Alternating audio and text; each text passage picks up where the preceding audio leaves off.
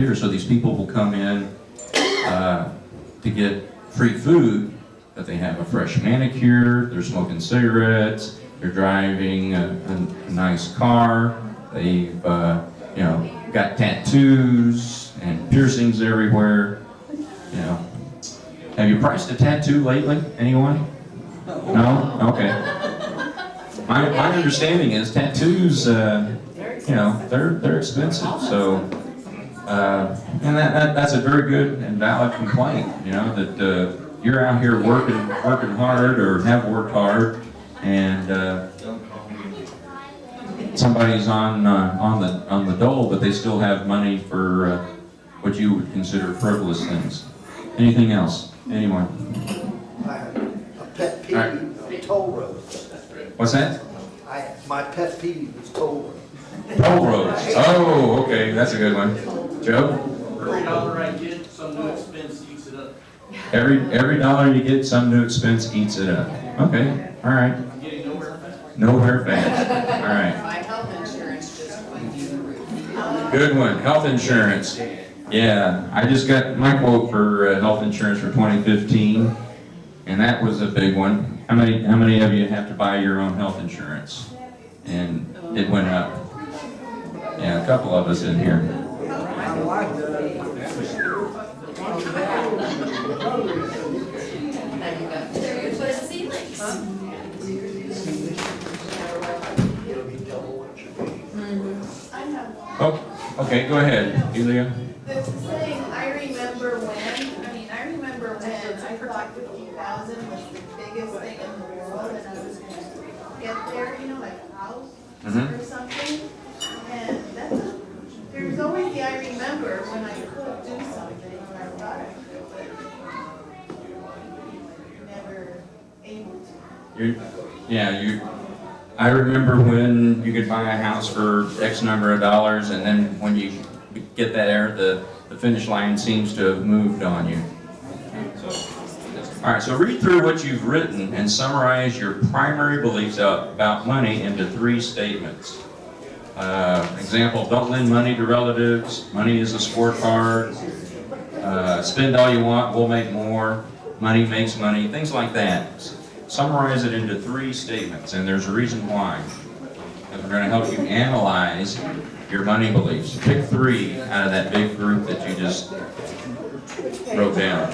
All right, so now you're going to take 3 of that you wrote down on page 8, your complaint chart, and now you should have 3 that you put on page 9. 3 of your top ones and those are going to be your money demons. So on page 9, you're going to have 3 money demons from that big list of complaining that you had. And we've talked about a bunch of them here just now. So what are 3 of your top ones? All right, so let me tell you about money demons and everything. A negative belief is a pattern of thinking that reveals itself in the form of ongoing worries, doubts, and complaints.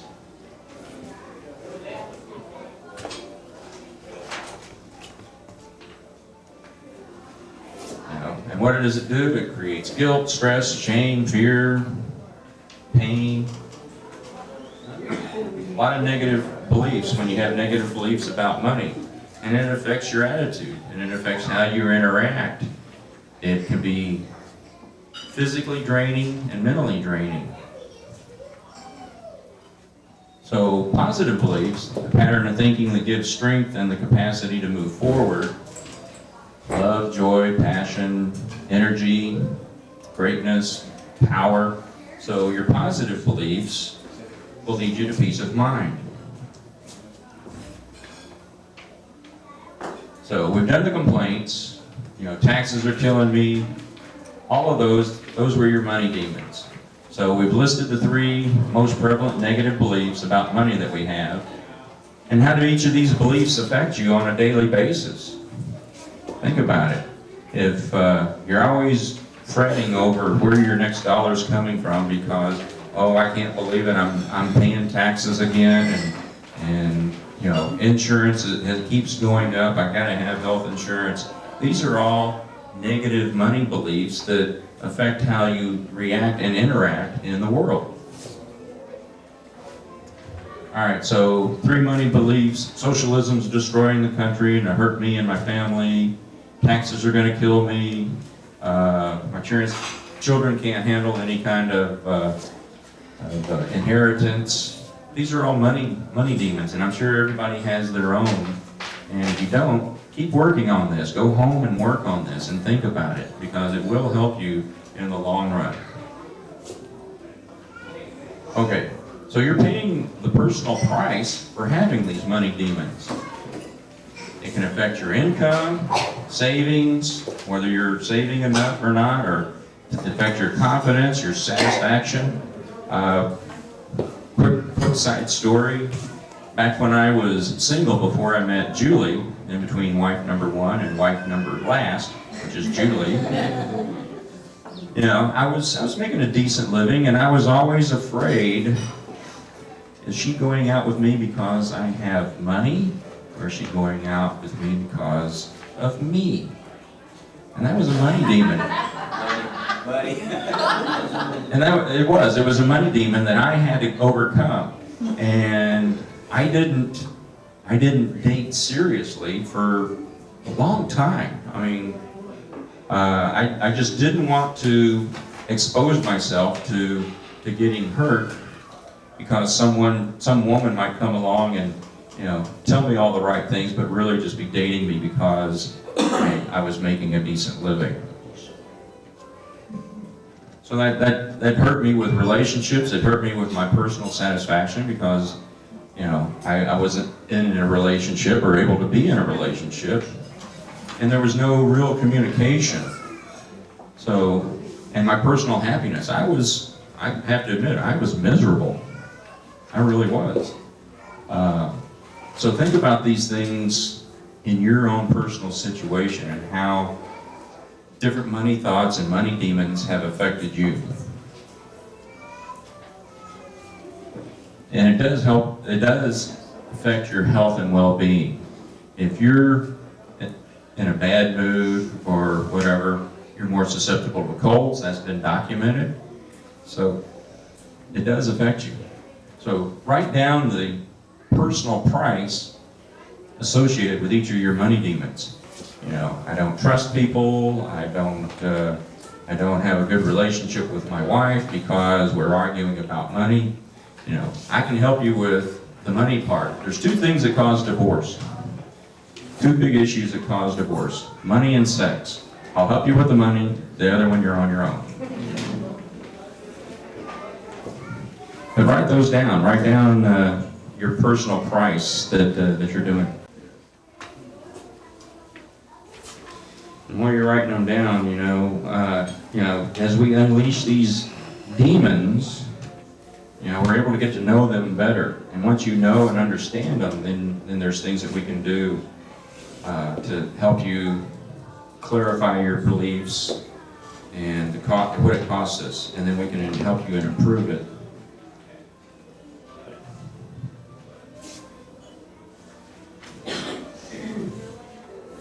How we doing over here on my left side? Okay, we're getting a little short on time, so I'm going to go ahead and jump in. A personal price that you may be paying: destroy your confidence, makes angry, kills your enjoyment of what I'm doing, creates fear in myself, stress, anxiety, I don't have any personal happiness, reduce my ability to be grateful, creates anger, destroys health and wealth and well-being, decreases relationships, fear, pain, living in the future. Here again, failure to trust in God or whatever you think appropriate. So you are paying a price. Okay, so let's talk about the emotional gain. What are you gaining from this? And you're going, well, gee, Tim, that's kind of silly. I'm not gaining anything from all these negative thoughts. Yes, you are. Well, You'll never, ever, ever, as a human being, pay a price for something emotionally, psychologically, physically, or whatever, without getting some kind of gain from it. And it holds true even with money demons. You are getting something from it. And so we have to dig down deep, and you have to think and look inside yourself and figure out what it is that you are getting, what is your personal payout for having these money demons.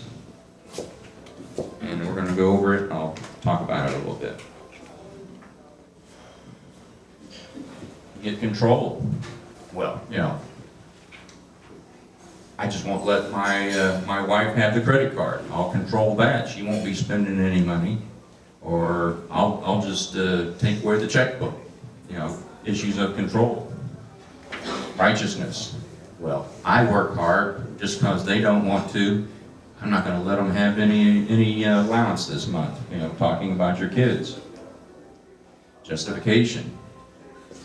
There's all kinds of things that you get, emotional gains, a sense of safety,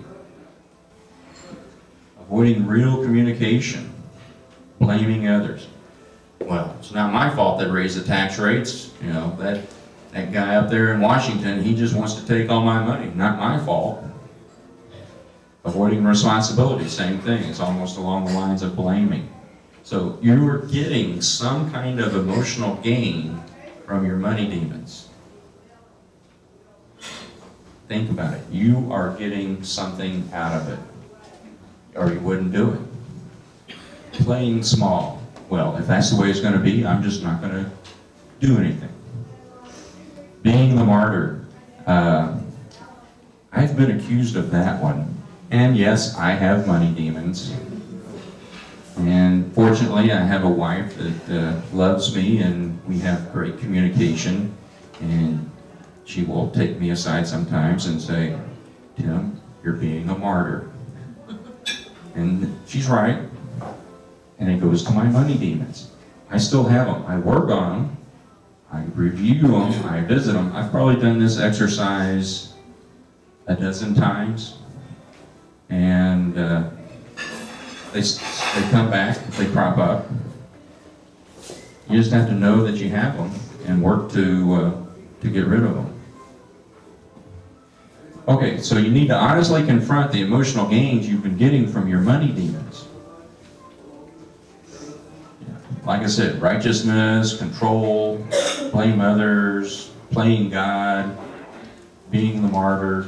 These are all emotional gains that you get. You pay the price, but you're getting something in return. And this is what you're getting. Okay, so how do we defeat something? To defeat something is to overcome in battle or other in a contest, or to reject. There are 3 parts to defeating the money demons. Altering, and it will help you alter your destiny. We're going to create guardian beliefs. Get rid of the money demons, we're going to create guardian beliefs. And we're going to take positive actions. Okay, so how do we alter?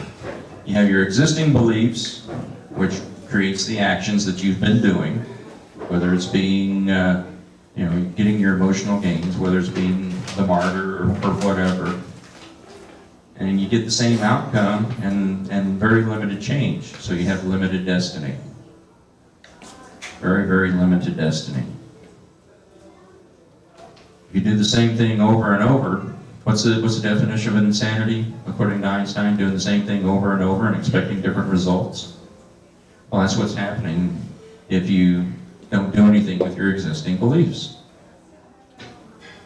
If we change our beliefs and get new and different actions, we'll have new and different outcomes and the potential for unlimited destiny. So, nature does not like a vacuum. You can't just say, oh, I'm not going to have these negative money demons anymore. You have to replace it with something. Nature abhors a vacuum. You cannot just get rid of something and expect it to stick. So we're going to create guardian beliefs. But what is a guardian belief? It's a positive belief that makes you feel strong and offers you the capacity to move forward.